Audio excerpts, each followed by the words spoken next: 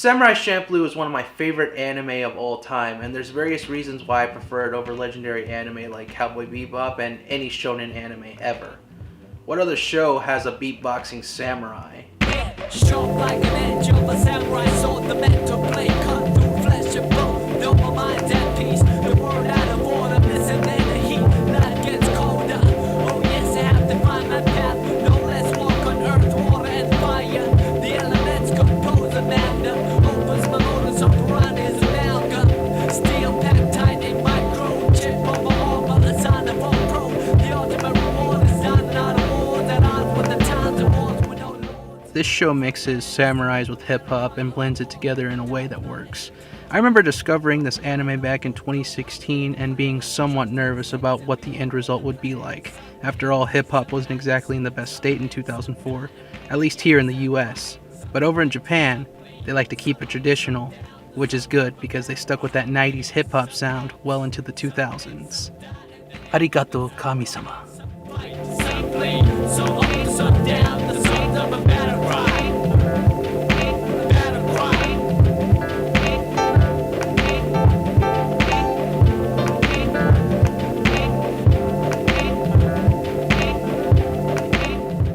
Being a show set in the Edo period and not being historically accurate, like they care, this show feels like a period piece and like it's modern at the same time. I'll explain how as the review progresses. The story is pretty simple. A teenage girl named Fu has a chance encounter with a Ronin and a renegade while working one day, and she feels like she can cut a deal with the two and finally embark on a journey that she felt like she couldn't go on alone. She's looking for the samurai that smells of sunflowers. Now, while all three characters are vital to this show, at the end of the day, this is Fu's story. So that makes her the main character. So, I'll start with her. Now, don't let her looks fool you. She may be tiny and may look defenseless, but she's no pushover, and this one will snap back if you anger her enough. She likes being complimented and at times can let it go to her head. Despite what I said, she may be insecure about her body, much like most teenage girls, and would like to have big boobs one day, as applied, because she keeps bringing it up. Her stomach is a bottomless pit that has a void that'll seemingly won't ever be filled. She could eat any time, especially if it's free.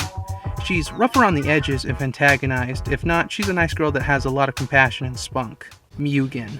Oh man. This man right here is a piece of work. A psychopath who picks fights, shows no remorse for his victims, says what's on his mind no matter the consequences, has a problem with authority, and he hails from the Ryukyu Islands, where they held prisoners. He was born there as well. So he's been a renegade his whole life. Much like how he lives, he freestyles his moves when fighting, having no rhythm or reason with his movements, showing off his athletic skill. To a lot of people, he comes off as brash, perverted, and violent. He always butts heads with Fu, and is telling her she's not much to look at, and has a score to settle with Jean. Although he comes off like this, he has shown that deep down he may care for Fu, or he may have even a shred of honor, not wanting to break the promise he made. It's ambiguous to me, but if you know, let me know, because I've been trying to get a straight answer for years on this. His character arc to me is probably the most well done out of the three, and his backstory is the most fleshed out. Jean is the opposite of Mugen in more ways than one. He's a classic depiction of what a samurai is. Calm, man of few words, trained, lethal when provoked, but doesn't throw his weight around. Of course, much like other trained samurai that last more than 10 seconds fighting, Mugen points out how reckless of a fighter he is. Even though he has all this raw skill on him, he doesn't have much brains, as he doesn't even know how to read, let alone properly speak, as he speaks in modern slang. Jean is looking out for himself a lot of the time, but he does stand up for others on occasion, even if he's stern with them. He has a brain on him and passes on his wisdom to those that need it. Unlike Mugen, his movements and attacks are more calculated, as he actually trained in a dojo. He has a somewhat mysterious aura to him, but that peels back as the show goes on. The one thing that I find in common with these three characters is before they met each other, they were just wandering individuals that lived a lonely existence. No family, no friends, so of course they are meshed together in a group in all the worst ways possible. There's not many reoccurring characters in this show, as just about every episode changes up the plot. There is one, though, that returns in multiple episodes and even breaks the fourth wall despite the time period he's in, and that character would be Manzo the Saw, the ever so enthusiastic, quirky government agent that keeps watch over illegal dealings. His methods are weird and his personality is a joy to witness. Oh man, I love this character. He's one of the characters you have to see to appreciate. There's a lot of good one-off characters like the Foreigner, the Beatboxing Samurai, Sakon, Niwa's goofy-ass sons, and Kariya. The last of which is a character that shrouded in mystery and left me with a lot of intrigue, but much like a lot of characters like him, if you learn too much, that would ruin the aura of awe that he leaves you in. The writing is pretty good. It's well paced out and tightly written with no plot holes in sight. It's really consistent. There may be one or two ideas that recycled throughout and some episodes leaving me scratching my head. I think some of the latter episodes, being two-parters, could have been seen as stretching it because they're running out of ideas, which I can't blame them if they were when you're on limited ideas to begin with.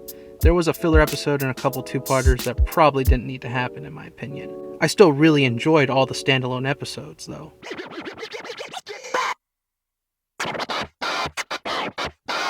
The dialogue exchanges are about what you'd expect out of an anime of this caliber, being cleverly written and the main cast personalities naturally form the story rather than it feeling like fiction.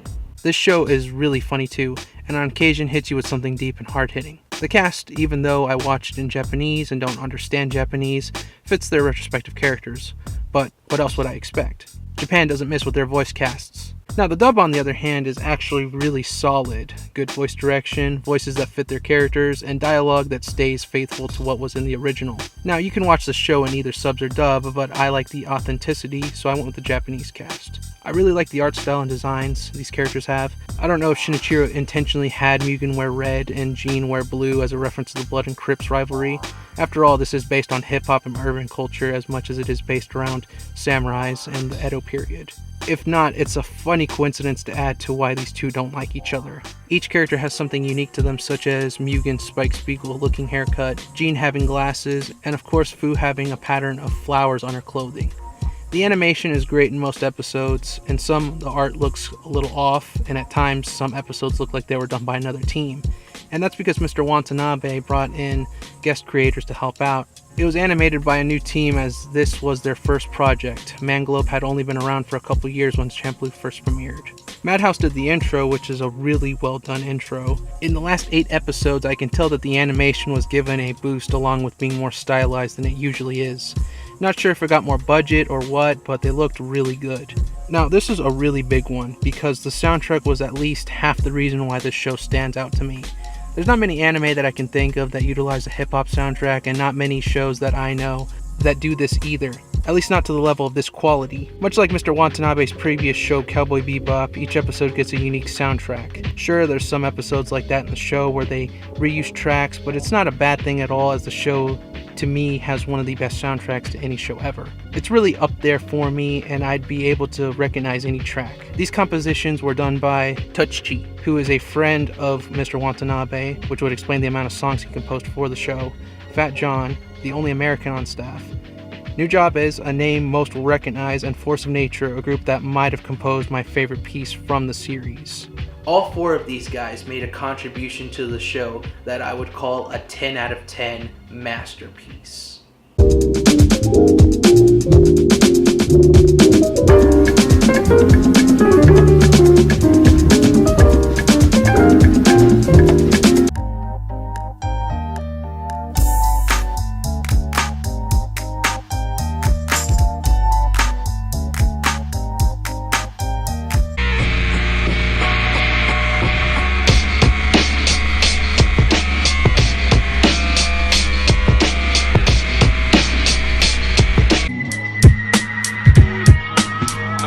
Know what I mean?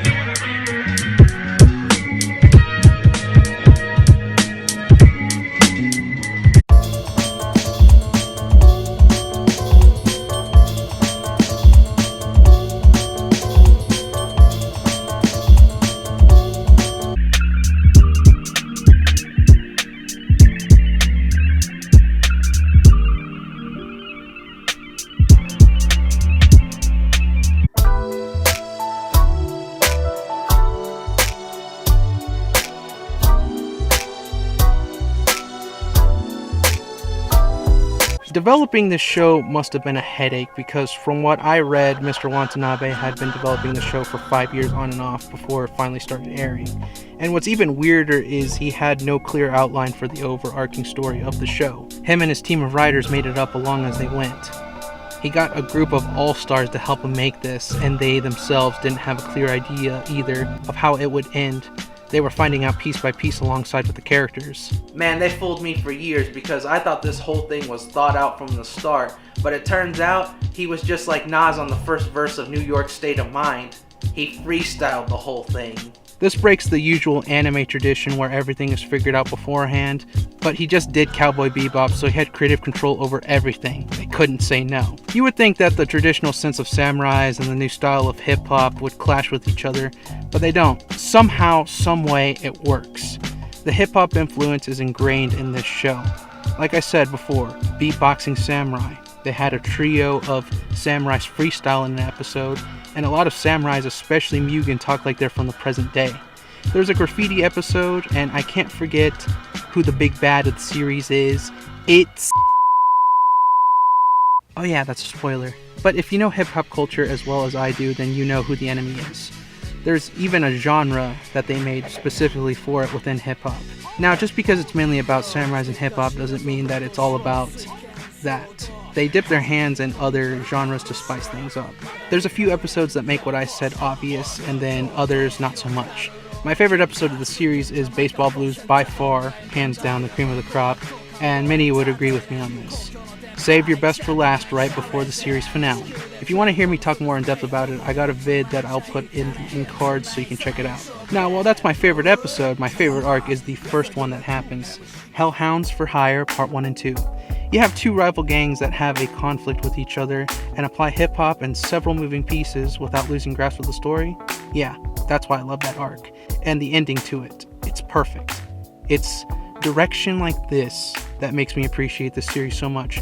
From the start, with episode 1, you get a flawless introduction with each character showing off what kind of character they are, and all those pieces come together in the final act of the episode, and there you have it, the journey has begun.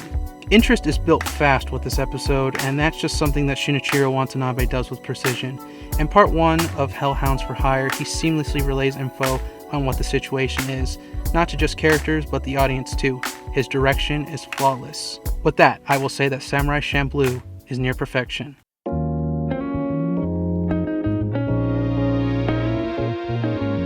I'm Lito Mars of the MCA Productions crew, and get up walking.